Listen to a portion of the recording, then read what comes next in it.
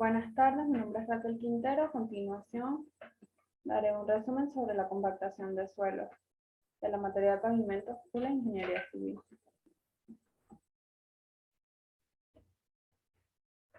Bueno, la compactación de suelos es importante por la relación que presenta con la construcción de vías, carreteras, pavimentación, enrocamiento, terraplenes, entre otros. Y cualquier estructura de suelo requiere procedimientos que aumenten la densidad y con ello la estabilidad y durabilidad.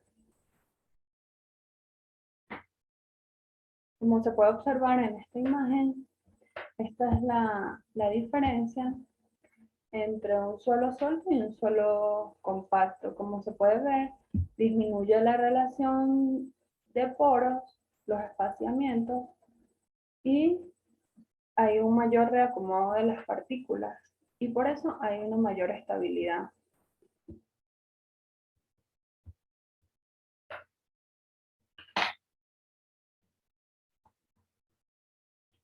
¿Qué se logra cuando existe la compactación en un terreno? Se establece un contacto más firme entre las partículas, haciéndolo más estable y resistente. Se aumenta la capacidad de soporte, disminuye la permeabilidad y disminuye la capacidad a la deformación. Tenemos que tener en cuenta que cuando se aplica energía de compactación a una masa de suelo seca, la excesiva fricción entre los granos hace deficiente el proceso. Igual ocurre cuando se exagera la cantidad de agua que se produce fuerzas hidrostáticas que tienden a separar las partículas y el agua se vuelve incompresible y estas partículas absorben la energía de compactación y hace que el terreno sea inestable. Vamos a observar acá la gráfica, la curva de compactación. Esta se obtiene en el laboratorio. Lo tratamos en el tema anterior para el ensayo de CBR. Se hacen mínimo 5 puntos para que la gráfica quede bien. En este valor, a medida que aumente el contenido de humedad, va aumentando la densidad seca. Pero va a llegar un punto en que si se agrega más porcentaje de humedad, comienza a disminuir la densidad seca hasta que se vuelva inestable. ¿Qué significa esto? Significa que la eficiencia de la energía de compactación crece a medida que se agrega agua, debido a su efecto lubricante, ayudando a un reacomodo de las partículas. Esto ocurre hasta cierto valor, o sea, hasta la cresta de la curva, denominado el contenido de humedad óptimo, que se saca como al 95% de la densidad máxima, el cual permite alcanzar el peso específico máximo. A partir de ese contenido de humedad, la eficiencia de la compactación decrece nuevamente, como lo expliqué brevemente. Y este es el comportamiento de la curva, como se puede observar. Aquí va decreciendo la densidad hasta que llega un punto en que el terreno es intrabajable.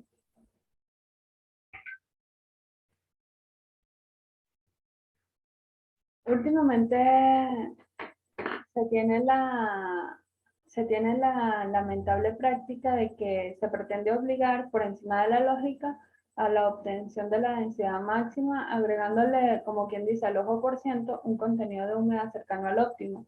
Esto puede acarrear graves consecuencias en alterar la estabilidad del terreno, como por ejemplo se puede observar acá. Acá se puede ver cómo se hundió el terreno y por ello el pavimento.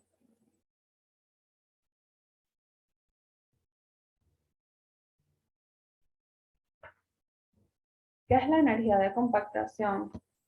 La energía de compactación es proporcional al peso del martillo utilizado en el laboratorio, al igual que proporcional al número de capas y el número de golpes por capas. Y También a H sub C, que es la altura de la caída libre del martillo. Y la energía de compactación va a ser inversamente proporcional al volumen del molde del cual se está haciendo el ensayo de compactación. Acá está la fórmula y esto nos va a dar resultado esta gráfica. A diferentes energías de compactación se grafican y al unir los contenidos de humedad óptimo con la densidad máxima, vamos a tener la curva de saturación, que es perpendicular a la de humedad, a la rama óptima.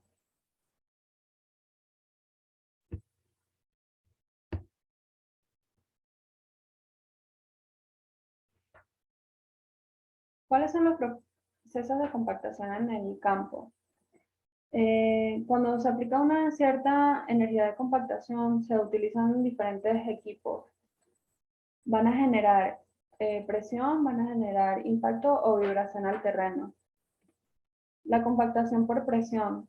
Se usan rodillos lisos, neumáticos, pata de cabra y equipos de construcción como camiones, mototrailers, o cuando son en para pequeños espacios, se le da al obrero un equipo para que compacte. Acá se puede ver la compactación por presión. Para la compactación por presión hay una gran variedad de rodillos lisos en cuanto al peso, ancho y diámetro del tambor. Se caracteriza por la presión vertical generada sobre el suelo. El espesor de la capa a compactar debe estar alrededor de los 20 centímetros. Y es sugerido a suelos como grava y arena.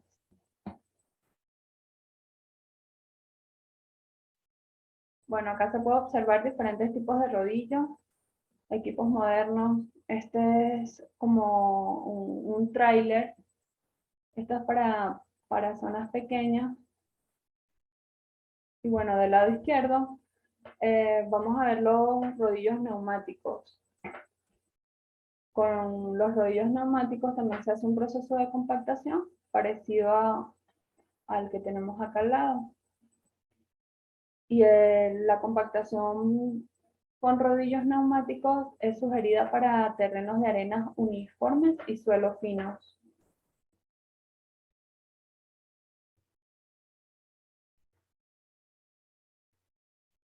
Para los rodillos patas de cabra, los hay igualmente de arrastre y autopropulsados. Tienen como característica fundamental compactar el suelo de abajo hacia arriba, ejerciendo un efecto de amasado.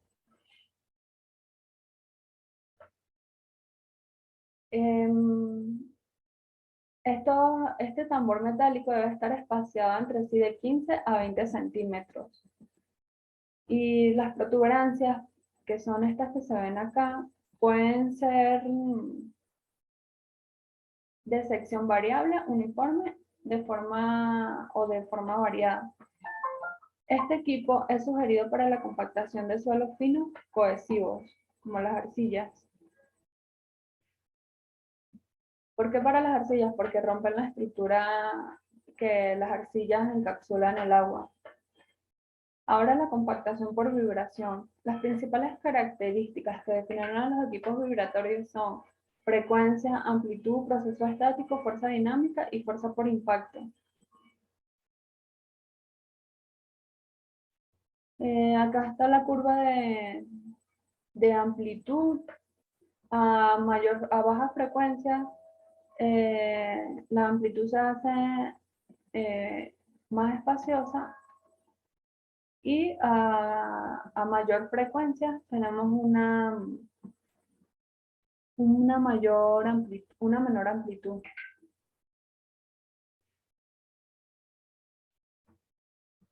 Para la compactación por impacto. En la compactación por impacto se realiza con un equipo que golpea y se separa rápidamente del suelo. Existen diversas técnicas dependiendo de la magnitud del trabajo a realizar. Como podemos ver, este equipo se trata sobre una grúa que con con un peso hecho de más que todo de acero, golpea el suelo, creando esta forma de curva debajo del terreno y así con estas ondas al momento del impacto se realiza la compactación. También se tiene esta compactación en zanja o espacios reducidos. Este equipo va compactando de lado a lado, golpeando el terreno de lado a lado.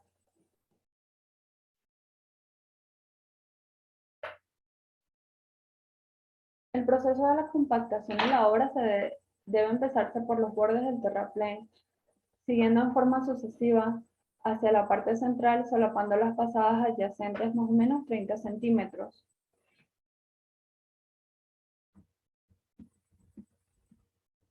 Para el proceso de compactación debemos comprobar la densidad de campo. Uno de los ensayos más utilizados en la densidad de campo es el de cono y arena. Los procedimientos para la obtención de densidad son en mayor o menor grado destructivos, pero estos procesos dan unos resultados confiables. Bueno, como dije anteriormente, el de cono y arena es uno de los más utilizados porque es rápido y es preciso. Acá podemos ver el procedimiento que el frasco se llena de arena de Ottawa que pasa al tamiz número 200 y se coloca la placa en el terreno, como se puede observar acá. Se excava el suelo a través de la perforación de la placa. La cavidad debe tener aproximadamente las mismas dimensiones que el molde utilizado para calibrar la arena. El material excavado debe recogerse en un envase adicional con una tapa hermética para no perder humedad. Y es llevado al laboratorio para sacar el contenido de humedad. Se coloca el dispositivo y se abre la válvula, permitiendo que la arena llene la cavidad y el cono metálico. Luego se cierra la válvula y se invierte el frasco más el cono y se pesa para obtener los valores y sus cálculos respectivos, como se puede observar acá.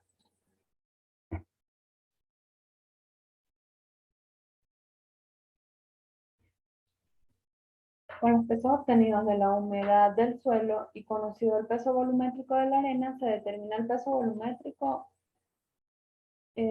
húmedo y seco del suelo. O sea, relaciona los pesos volumétricos, tanto húmedo como seco, de dicho suelo.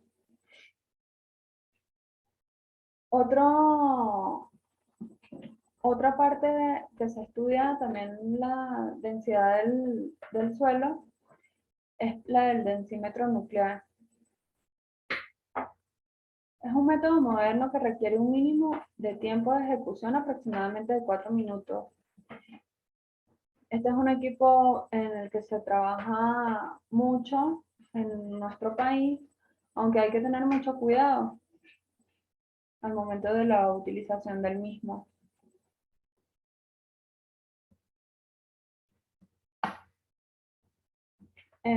Este equipo también mide la densidad del asfalto. Aquí tiene sus partes, la caja de transporte, los cargadores, las herramientas de extracción, el candado.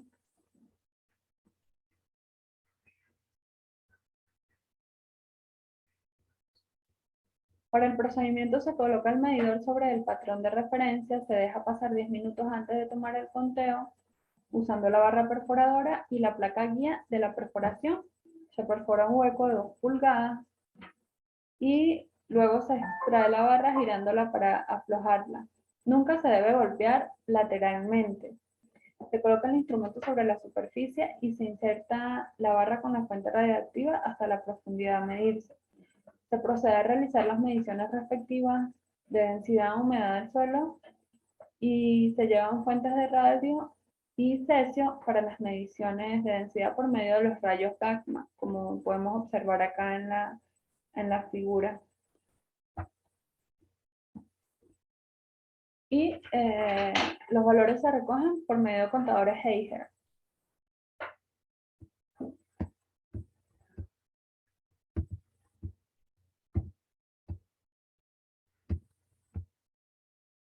Bueno, estos son procedimientos sencillos y muy importantes para calcular para el proceso de compactación. Y bueno, acá tenemos la fórmula del peso específico seco. Como podemos observar, el GSUS también lo podemos hallar en el laboratorio.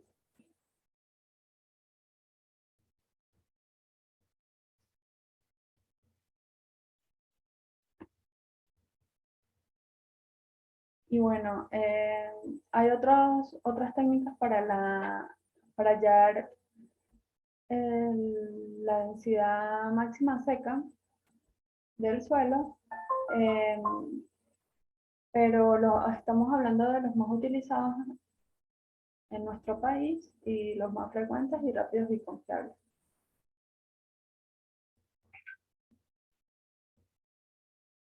Muchas gracias.